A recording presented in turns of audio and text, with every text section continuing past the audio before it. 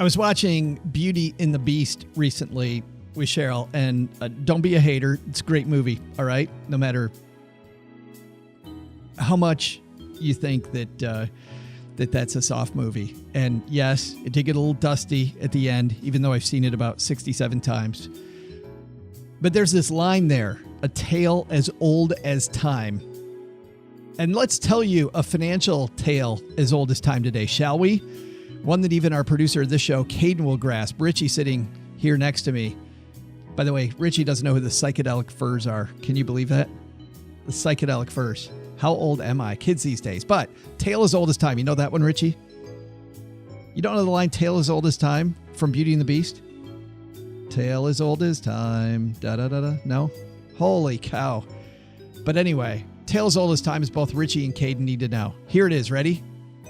There was once a woman who bought things when they looked phenomenal and then sold them when they tanked and was screwed. The end.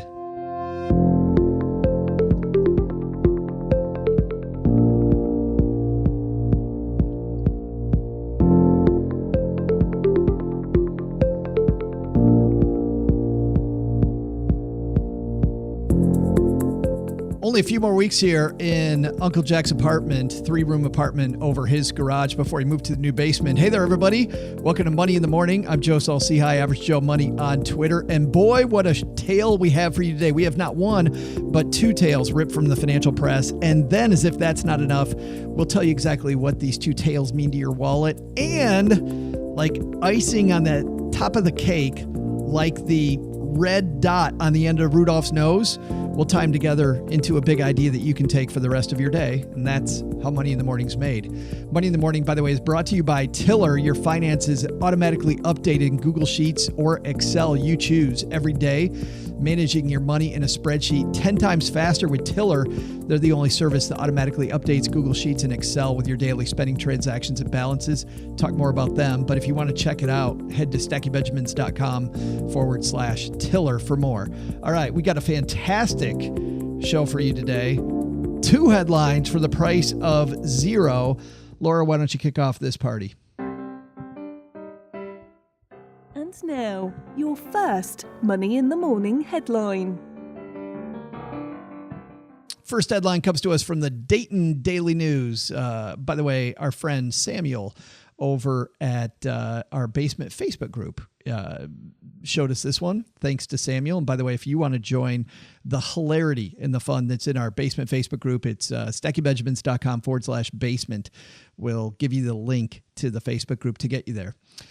This piece is written by Anthony Shoemaker. And have you heard this one? Ohio. Hello, Ohio. Set to become the first state to allow the use of Bitcoin to pay your taxes. Imagine you're getting ready to pay your taxes and you've got a ton of Bitcoin, and now you can use that Bitcoin to pay your taxes. Thank you very much, State of Ohio. Let's read. Anthony writes, starting last week, Ohio is going to allow businesses to use Bitcoin to pay taxes. State Treasurer Josh Mandel said in a Wall Street Journal article published recently. Mandel's office is planning to make a public announcement on this. The move would make Ohio the first state in the nation to accept cryptocurrency for tax bills. Quote, beginning this week, Ohio businesses will be able to go to the website ohiocrypto.com and register to pay everything from cigarette sales tax to employee withholding taxes with Bitcoin.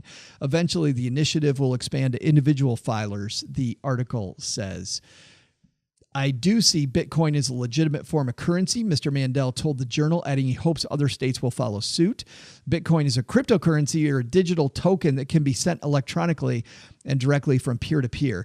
No physical backing, and it's a decentralized currency, meaning it's not controlled by any government or banking entity. Bitcoin is the first cryptocurrency ever created and remains the most popular one to date. Mandel told the Journal he is confident that this cryptocurrency initiative will continue after he leaves office in January. State Rep Robert Sprague won election earlier this month to replace Mandel as the state treasurer. So who knows if this is going to continue or not, right? You've got the state of politics being what it is. Who the heck knows? And yet, at least for the near future, you can use Bitcoin to pay your taxes if you're a business, and if all things go the way that they hope that they go, as an individual filer, you use Bitcoin. It's funny, in our Facebook group, people thought that this was horrible, thought this was a dumb idea. Me personally, I don't think it's a horrible idea. I think that listen, cryptocurrencies are on their way here. They are coming, and you can tell because of the Wall Street acceptance of cryptocurrencies, and the number. Goldman Sachs is at a couple big conferences related to cryptocurrencies. You're seeing as JP Morgan last year was poo-pooing cryptocurrencies on one hand in the public, on the other end they're investing a bunch in it, right? So you're seeing cryptos making the march. Here's the deal though, guys. If you're going to pay your taxes with crypto, I think that is kind of dumb. And the reason I think it's kind of dumb is this: cryptocurrencies, if you're going to use cryptocurrencies, I think you got to play the same game you play on an exchange called the Forex. And the Forex is an exchange where you exchange dollars for euros, or dollars for yen, or euros for yen, or whatever, or the yuan, or whatever it might be. You exchange currencies back and forth. And the Forex exchange shows how this goes. And I remember a few years ago, Canadian dollar and the US dollar very close to par. And at one point, the Canadian dollar was even worth more. Well, today, that's not the case at all. Today, the US dollar worth a ton more than a Canadian dollar. I'm headed to Canada next summer to the Rockies. I'm sure that OG will make sure I talk about that nonstop for 2019, so we can get away from talking about Bavaria. But as I go there, I'm looking at prices in Canadian dollars, and things look very expensive until you realize that paying with US dollars makes it a lot cheaper. But so here's the deal with cryptos. Now we have to look at cryptocurrencies versus the dollar. And in January, cryptocurrencies much higher, and cryptos have been on a huge slide. So you got two things to think about. Number one, cryptos are the wild, wild west. And because they're the Wild West, I don't know if they're going to go up or down. I don't have any data. There's no data backing this. The one thing that makes this hopeful, by the way, gives me hope about cryptos, is this news right here. Ohio accepting Bitcoin. If cryptos are going to continue, you can't use them as an investment. They have to be a currency. They have to be a currency. So you have to encourage utilization. We had somebody on the Stacking Benjamin show with a new cryptocurrency earlier this year that was talking about how their cryptocurrency is backed by physical gold. And they had all of these incentives that they were offering for people to actually use the cryptocurrency. Cryptos have to be used as a currency to get acceptance. They can't have these wild mood swings. But while they're having those, so this Ohio news, fantastic on bigger acceptance. Got to have that. We also are going to have, by the way, the IRS change their mind. IRS says it's not a legal tender. So you're going to pay capital gains taxes if you use a crypto to buy a sandwich or pay your taxes in Ohio, whatever it might be. So on IRS is going to change their mind. SEC, by the way, says it's not an investment. IRS says it's not a currency. So you're also seeing people like cryptos because of the lack of government involvement, supposedly. This is a government in Ohio accepting it. You think that we're not going to see more government involvement? You're fooling yourself. We will have government involvement, even though that was specifically what cryptos wanted to get away from. Good news is, though, you won't have, I don't know if this is really good news or not, you won't have a federal, I guess it depends on your point of view, your economic point of view, and that's that the Federal Reserve won't be involved. You won't have economic policy, which is always has politicians kind of leaning on it, right? That changes how these currencies work. You can't have them just go print more money, a government print more money that's in power, and cause inflation to go through the roof. On the other hand, there's no brake pad, which is supposedly what the Fed does. So you don't have any of that. But getting away from all that, I wouldn't be paying my taxes. I wouldn't be paying anything with crypto right now because of the fact that it's on such a slide. Unless you think it's going away. If you think that Bitcoin's, all these different cryptos aren't going to last. There's going to be some winners. There's going to be some losers. Who the hell they are? No idea. Nobody has any idea. But if you think that Bitcoin's going to be around, I wouldn't be paying my taxes with it right now, even though that's what we need to have happen. All right. And so I think our first takeaway is it's a nice move, but it's not yet a sign that cryptos are mainstream. So if you're high-fiving yourself, this is good news. It is good news. Long way to go before it's great news. So let's say hi to everybody who's hanging out with us today on Facebook. We were talking earlier about how, as we record this, the night before, it was Rudolph the Red-Nosed Reindeer on television, thanks to Lori, who was going back and forth watching us do a live recording on Facebook of the Stacky Benjamin show and watching Rudolph. And let's see where we are. Dylan says it's the Bitcoin in the morning show. Yes, absolutely it is. Rebecca says, why would you have Bitcoin anyway? Well, you have Bitcoin supposedly to invest in the future. I look at some people that I know very closely told me years ago, Rebecca, to invest in Bitcoin. By years, I mean 3 years ago, 4 years ago. I didn't do it. They did it. One person I know put $4,000 or $5,000 in Bitcoin and cashed out a couple $100,000 in Bitcoin. It's just like buying any speculative investment, incredibly speculative investment. I don't get the fear of missing out aspect of Bitcoin. I think that there's going to be a lot of bumps in the road. I wouldn't put a bunch of money into it, but I do think it's coming. And Dylan says, aren't those the gold wrapped chocolate coins? Maybe that's exactly what that would be. Wouldn't that be great? Rebecca says, I wish I could pay my taxes with those. That would be awesome. But would they just take the wrapper?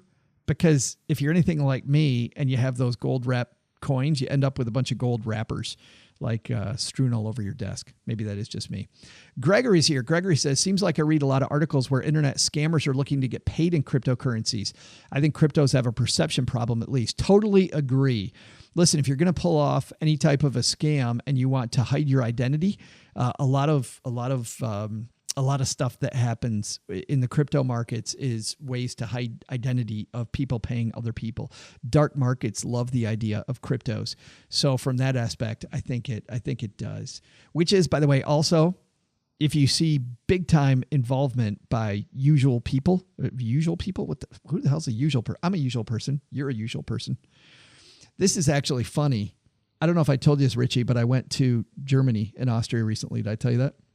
So when I went, there was this candy shop and they had these chocolates, which by the way, didn't taste very good, but it said typical Austrian family treat.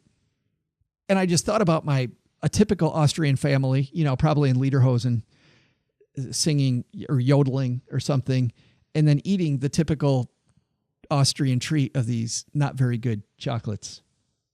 Probably not, but typical. Usual people. I don't even know what the hell I was talking about before that. Shireen's here. She said, we're immediately printing more Cash Crunch Junior dollars for our tax contribution to Sacramento. There you go. Just send them stuff from Cash Crunch Games. You've got some great currency there. Well made. Looks official. It's perfect. What could go wrong? Dylan says, technology-wise, Bitcoin's already falling behind many of the others. I agree. There's 2.0, 3.0, 4.0. But Bitcoin's still the widest acceptance rate. Dylan says, I hope they have better web developers building out the Bitcoin payment system than those who've worked on other government sites like the ACA. Well, yes, correct. And the ACA is also a political nightmare, which we won't go into today. But thank you for that, Dylan. Joe's here. Joe said, would the state instantly sell the Bitcoin or do they hold? Man, I don't know. I would think... it depends on how speculative the bank is or the state is. I mean, that's really interesting. If somebody paid me something in Bitcoin, I think, frankly, I would hold it. And not that I expect it to go up immediately, but it's going to go up faster than the dollar in my wallet. So if I have a choice to pay with the dollar in my wallet or Bitcoin, at the very least, I know there's a lot more volatility with Bitcoin. Dylan wants to see the slides of my Germany trip. That will be the next recording right after this one. Promise. 45 minutes, bore you silly, phenomenal. Lots of pictures of geese and lederhosen and German sausage. So good. You're welcome for all that. Let's move on to our second piece. before everybody leaves on Facebook. And this one had me a little scared. This comes to us from the Wall Street Journal. The U.S. housing boom is coming to an end. Did you know that? It's coming to an end. And it starts in Dallas. This is written by Laura Cusisto. Laura writes from Plano, Texas, a half-hour drive straight north from downtown Dallas. It's one of the fastest-growing counties in the country. Cotton fields have been replaced with Toyota's new North American headquarters, a Dallas Cowboy training facility, and a sand-colored shopping strip with a Tesla dealership and a 3-story food hall. Yet, even with the booming growth, Dallas's once vibrant housing market is sputtering. In the high-end subdivisions in the suburb of Frisco, builders are cutting prices on new homes by up to $150,000. On one street alone, $4 million of new homes sat empty on a visit earlier this month. Some home builders are so desperate to attract interest, they're offering agents the chance to win Louis Vuitton handbags or Super Bowl tickets with round-trip airfare if their clients buy a house. Yet, fresh-baked cookies sit uneaten at sparsely attended open houses. U.S. economy just had one of their best 6-month stretches in a decade as the unemployment rate hovers around its lowest level in half a century. Still, along with a recent swoon in the stock market, the housing market, which makes up a sixth of the U.S. economy, has been a troubling weak spot. U.S. existing home sales have declined on an annual basis for 8 straight months, the longest slump in more than 4 years, according to the National Association of Realtors report Wednesday. The slowdown's been driven by places that had earlier seen some of the strongest price growth during this recovery, including Seattle, Denver, New York City, Boston, and the Bay Area. Dallas, which had the second strongest annual increase in employment of any metropolitan area in the country in September, helps explain why. Even though the economy in the sprawling metro areas boomed, home prices have grown much faster than wages, and buyers have been straining to afford homes. Those price challenges have been masked in part by access to cheap credit, but that era is coming to an end. Since the beginning of the year, mortgage rates have risen about 1 percentage point to the highest level since 2011. Quote, "We have this huge affordability crisis," said Ted Wilson, principal at Residential Strategies, a Dallas consulting firm. "With mortgage rates going higher, we're hitting a ceiling." New and existing home sales in the Dallas-Fort Worth metro area fell 3.6 in October compared with the year earlier, according to the Real Estate Center at Texas A&M University, while median home price growth slowed to less than half the pace of a year ago.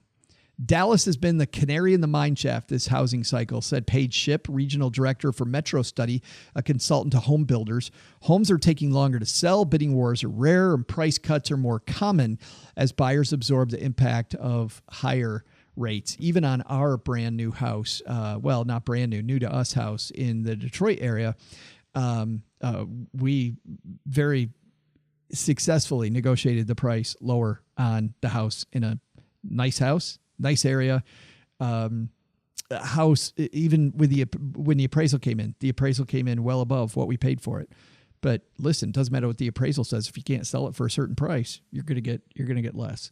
So was fairly excited about that. Even though when we look at the price that even we paid on our house, our new house, prices could go a lot lower. I mean, could go a ton lower. And we could be seeing the end of the real estate boom. But here's the thing. Do we play that game with real estate? Like if we're getting into real estate, do we play the boom game? I think here's what we have to do when it comes to real estate decisions. Number one, if we're buying a primary residence, we got to think first about affordability. If it really is a 1% increase in cheap money that's making it harder for people to buy a house, a 1% increase, there's a lot of people out there still buying houses that can't afford to be buying houses. You shouldn't be spending every dollar the bank says that they'll give you on a house. You should not be spending that. You need to start with your budget, figure out what percentage of that for you is housing. And a lot of people say that 20 to 25%, probably the top. If you're up around 40%, which is what a lot of banks will give you, sometimes even 50% of what you're bringing home, you're probably going to be in trouble. It's going to be tough. So I would watch out for that. I'd also think about what happens if I lose my job. Can I hold on to this house if I lose my job? What type of a foundation is my financial picture built on? Do I have an emergency fund to go 6 months maybe until I have a decent stream of income to continue paying the mortgage? Like, is my mortgage small enough that I could take a duct tape job and get through it? Those are the kind of decisions I think you need to make. And yet, based on everything I'm reading right now, too many people buying houses that are over their heads. So I think about affordability first. Second, I think about how long I'm going to live in the property. The average length that somebody works for one employer is still shrinking. People working for one employer for a shorter period of time, which means I might move to another city more quickly. Now, more people working in the gig economy for themselves. That number's also rising, where you can work from anywhere. You might change employers, but you don't have to change houses. So if you think that you can stay in a house for a long time, it makes a lot of sense. But if you're only going to be there 3-4 years, you don't want to go buy a house. Probably after you look at all the fees to close on the new house. And also, well, yeah, well, you know what? I almost opened up a can of worms. I'm not going to open that. But let's just say that after all the fees involved with buying a house, you definitely want to make sure you're there for the long term. Short term makes much more sense to rent. Next thing to think about, though, if it's not a house you're going to move in, what's the income stream look like? Because if you can take the purchase price off of the table and you can buy it because of the income stream, and I'm not going to get into a lot of this. There's a lot of great places to talk about real estate. I'll send you to two. Go to the Bigger Pockets community. That's a phenomenal place. Number two, our friend Paula Pant at Afford Anything talks wonderfully about some very easy statistics to follow to make good real estate decisions. But you can buy in any market and not get screwed by housing prices that are high. So I think that my takeaway from this is, when we ask the question, is the real estate market peaking? I think I want to make long-term decisions when it comes to real estate. I don't want to focus on short-term stuff. So that's my takeaway there. Let's chat in a second about the big idea. What's the big idea that brings all of these things together? We'll do that here in just a second. But first, I want to talk about Tiller, because Tiller is the place where I manage my money. We talked about making sure that your real estate decisions aren't over and above what you can afford. With Tiller, you can very easily make great decisions with your money because you can see it all. And the cool thing is it's all based on Excel or on Google Sheets, whichever you prefer to use. Now, the cool thing about Tiller is when we talk about Google Sheets or we talk about Excel, people get all bunched up. They get so worried. The cool thing is you start with templates. It's as easy as using any app that's out there. I use it to manage my money. I'm on the fly. I'm moving very quickly. I don't need to get into the details. I just need to know the basics of my budget. And to do that, Tiller's a phenomenal tool that I love. Check it out for yourself. If you do, please use our link, stackybenjamins.com/Tiller. The way that we fund our ability to make the show is through our affiliations with people like Tiller, and they give us a thank you when you use our link. So if you do use it, if you're happy with what you use, keep using it. If you're not happy, you want to check out Tiller, stackybenjamins.com/Tiller. And you know what? They'll give you a month for free if you use our link. All right. Let's finish this off with a fantastic big idea, which is this. When we talk about cryptocurrencies, there's a lot of people getting into cryptocurrencies that are thinking low or high. Hey, I want to buy this because it's hot. People buying it in January, buying stuff when they're high. And then now with cryptos, they're really low. And we wonder to ourselves, is crypto high or is it low? And our answer to that was, I don't know. And the real estate market, the Wall Street Journal calling the real estate market that it's peaking and that it's high. Is it high? I don't know. If I start with affordability and my needs, and I pay attention to things like exchange rate versus other things when it comes to crypto, and I pay attention to my budget and affordability, and if it's a second house for me, if I pay attention to my ability to sell that property, lots of opportunities that way. Making bets on whether the market's going up or down versus based on what you can afford, I think is a huge mistake. Absolutely huge mistake. And I think that's our takeaway for today. Hey, thanks a lot for playing, everybody on Facebook. Thank you for everybody listening at home. Go stack some Benjamins. We'll see you next time back here at Money in the Morning.